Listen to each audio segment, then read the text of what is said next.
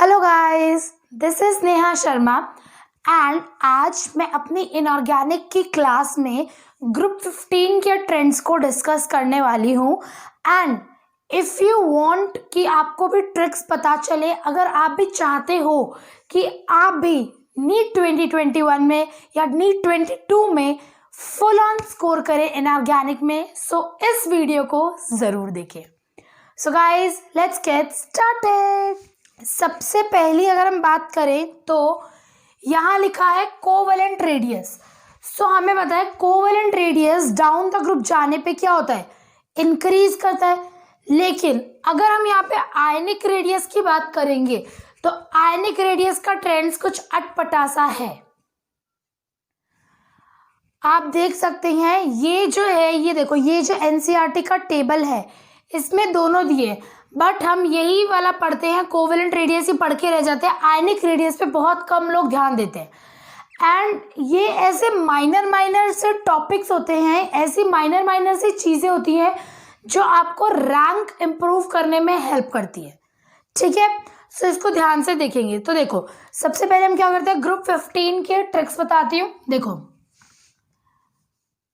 नाना, पाटेकर, असारी, सब, Bihari, this is our group 15. What I have said to you, नाना, पाटेकर, असारी, सब, बिहारी, नाना, पाटेकर, असारी, सब, बिहारी। ठीक है, सो अब अगर हम कोवेलेंट रेडियस, तो हमें क्लियर है कि डाउन द ग्रुप जाने पे कोवेलेंट रेडियस तो इंक्रीज होगा। लेकिन अब हम आयनिक रेडियस की बात करें, सो अब यहाँ आयनिक रेडियस में क्या हो रहा है, जब हम डाउन द ग्रुप जा रहे हैं तो एक तरीके से देखो, इसको कैसे याद रखना है, हमारा बेंचमार्क होगा आर्सेनिक।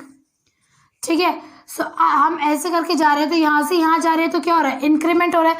तो यहाँ पर इंक्रीमेंट हुआ, फिर उसके बाद यहाँ भी इंक्रीमेंट हो रहा है, लेकिन वो इंक्रीमेंट इनसे कम है। ठीक है, सो सीधा ऐसे याद रखो, बेंचमार्क हम इसको भूल जाते हैं। बेंचमार्क हमारा है आर्सेनिक, आर्सेनिक तक इंक्रीमेंट हुआ तो इतने को पहले हमने अरेंज कर दिया। फिर उसके बाद अरे दो बच गए ना, तो उसमें भी इंक्रीमेंट हो गया, तो उसमें इंक्रीमेंट हो गया तो बिस्मथ ज्यादा हो गया और ये एंटीमनी कम हो गया। समझ पा रहे हो? देखो मैंने क्या बोला, हम आर्सेनिक को बेंचमार्क बोलते थे और इसको हम भूल जाते हैं। इसको हम भूल गए तो हम क्या बोलेंगे कि हम नाइट्रोजन से आर्सेनिक तक जब जा रहे हैं तो हमारा इंक्रीमेंट हो रहा है। इंक्रीमेंट हो रहा है तो हमने वो लिख दिया, यहाँ तक लिख दिया। अब उसके बाद हमें याद आया कि इसमें तो दो एलिमेंट्स और है। सो अब उन दो एलिमेंट्स के लिए हम क्या करेंगे, दो एलिमेंट्स के लिए हम लिखेंगे कि अब वो दो और है तो उसमें भी इंक्रीमेंट हो रहा है, तो यहाँ पर ऐसे करके ये आ जाएगा। ठीक है, तो ऐसे याद रखेंगे। फिर उसके बाद आता है हमारे पास मेल्टिंग पॉइंट और बॉइलिंग पॉइंट। सो पहले मैं इसको रब कर देती हूँ।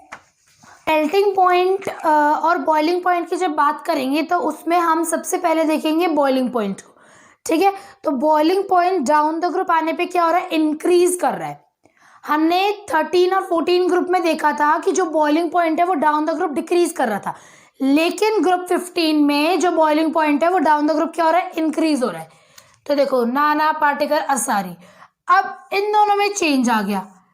डाउन द ग्रुप आने पे जब हम यहाँ से यहाँ आ रहे हैं तो बॉइलिंग पॉइंट इंक्रीमेंट हो रहा है, लेकिन इन दोनों में गड़बड़ आ गई, इन दोनों में मामला बिगड़ गया, इन दोनों में फ्लिप हो गया। ऐसे याद रखेंगे। सो बॉइलिंग पॉइंट की जब हम बात करेंगे तो डाउन द ग्रुप आने पे बॉइलिंग पॉइंट यहाँ पे इंक्रीज होगा, लेकिन लास्ट के दो में फ्लिप हो जाएगा। ठीक है, अब मेल्टिंग पॉइंट की बात करेंगे तो मेल्टिंग पॉइंट में क्या करना है, जब भी आपको मेल्टिंग पॉइंट का पूछा होगा सबसे पहले बॉइलिंग पॉइंट का ऑर्डर लिख लो। बॉइलिंग पॉइंट कैसे लिखेंगे, अभी हमने याद करा था, क्या याद करा था, डाउन द ग्रुप आने पे इंक्रीज हो रहा है लेकिन लास्ट के दो में फ्लिप हो गया। तो लास्ट के दो में फ्लिप हो गया तो SbBi, फिर आ जाएगा हमारे पास आर्सेनिक, फॉस्फोरस, नाइट्रोजन। तो ये हमने क्या किया, बॉइलिंग पॉइंट का ऑर्डर लिख लिया। अब हमें इस ऑर्डर से मेल्टिंग पॉइंट बनाना है। कैसे बनाएंगे, सो ये जो आर्सेनिक है इसको जंप करवा के सबसे आगे ले जाओ। सबसे आगे ले जाएंगे तो क्या बन जाएगा, arsenic, SbBi, phosphorus, nitrogen. This is our melting point. You can check from there also, SbPi, ये फॉस्फोरस नाइट्रोजन। ठीक है, सो अगर हमें बॉइलिंग पॉइंट याद हो जाएगा तो बॉइलिंग पॉइंट तो याद हो ही क्या, याद क्या हो जाएगा, डाउन द ग्रुप आने पे बॉइलिंग पॉइंट इंक्रीज होता है लेकिन लास्ट के 2 फ्लिप हो जाते हैं, ये बॉइलिंग पॉइंट याद हो गया।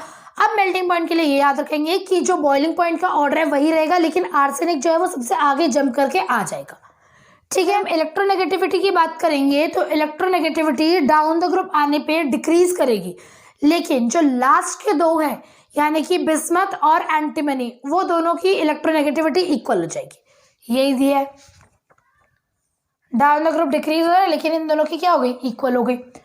उसके बाद आयोनाइजेशन एंथैल्पी 1 की जब हम बात करेंगे तो फर्स्ट आयोनाइजेशन जो होगी ग्रुप 15 की वो डाउन द ग्रुप क्या होगी, डिक्रीज होगी, जो जनरल ट्रेंड चलता है वही चलेगा।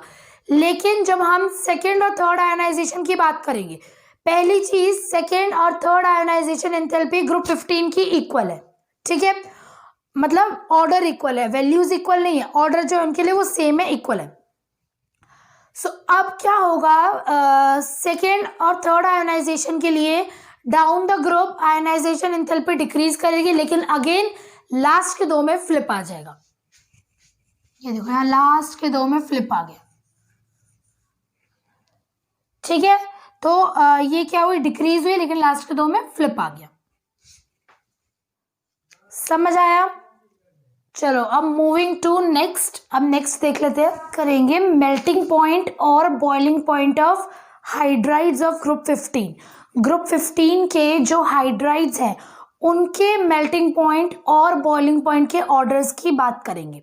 ठीक है, सो अगर हम बात करें मेल्टिंग पॉइंट की तो मेल्टिंग पॉइंट में एक चीज याद रखना कि डिक्रीजेस, ओ नो डिक्रीजेस नहीं, इंक्रीजेस। तो मेल्टिंग पॉइंट में एक चीज याद रखना, increases down the group but NH3 equals to 1। मतलब down the group melting point के ऑर्डर देखने के लिए down the group melting point बढ़ेगा लेकिन जो NH3 है वो नंबर 1 पर रहेगा, सबसे ज्यादा NH3 रहेगा। Is that clear? ठीक है, समझ आया?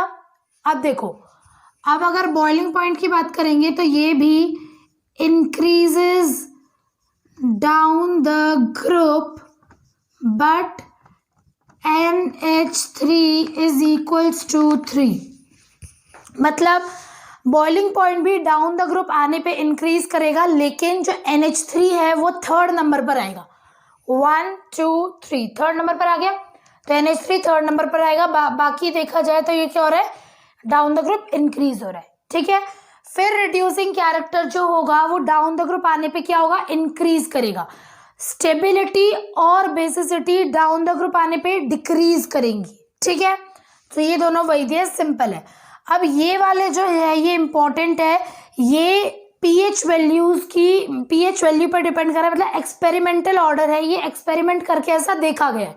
सो ये आपको याद रखना है कि सबसे ज्यादा HNO3, फिर H3PO4, फिर H3ASO4, फिर H3SbO4। ठीक है, उसके बाद कैटिनेशन की बात करेंगे तो कैटिनेशन पावर जो होती है डाउन द ग्रुप आने पे डिक्रीज करती है। ठीक है, लेकिन ग्रुप 15 में डाउन द ग्रुप आने पे डिक्रीज तो कर रही है लेकिन जो फर्स्ट 2 है वो फ्लिप हो गए, ये दोनों। फास्फोरस में नाइट्रोजन से बहुत बहुत बहुत ज्यादा कैटिनेशन पावर होती है। ठीक है, सो यार एक तो ये वाले दोनों बहुत इंपॉर्टेंट है, इनको तो डेफिनेटली याद रखना ही है और ये बहुत इजी से ट्रिक है। मेल्टिंग पॉइंट और बॉइलिंग पॉइंट दोनों ही डाउन द ग्रुप आने पे इंक्रीज करते हैं लेकिन मेल्टिंग पॉइंट में NH3 1 पर होता है और बॉइलिंग पॉइंट में NH3 3 पर होता है। Reducing character down the group increase होता है और एसिडिक स्ट्रेंथ और बेसिसिटी, जो एसिडिक स्ट्रेंथ नहीं, बेसिसिटी और स्टेबिलिटी जो होती है वो भी डाउन द ग्रुप आने पे डिक्रीज करती है। ठीक है, और बाकी एक्सपेरिमेंटल वैल्यू पे डिपेंड करता है। कैटिनेशन फास्फोरस की बहुत बहुत बहुत ज्यादा होती है नाइट्रोजन से, बाकी down the group catenation power decrease करती है। सो बस यार यही है ग्रुप 15 में। ठीक है, आई होप आप लोगों के लिए थोड़ा वर्क इजी हो गया होगा। मैंने ऐसे ही किया था, मेरा काम इससे अच्छे से हो गया था और एनसीईआरटी का सब कुछ है, एनसीईआरटी से बाहर कुछ भी नहीं आएगा। ठीक है guys, so thank you so much. And अगर वीडियो अच्छी लगे तो चैनल को सब्सक्राइब कर देना यार, और hit the like button if you like my video. Thank you. Bye.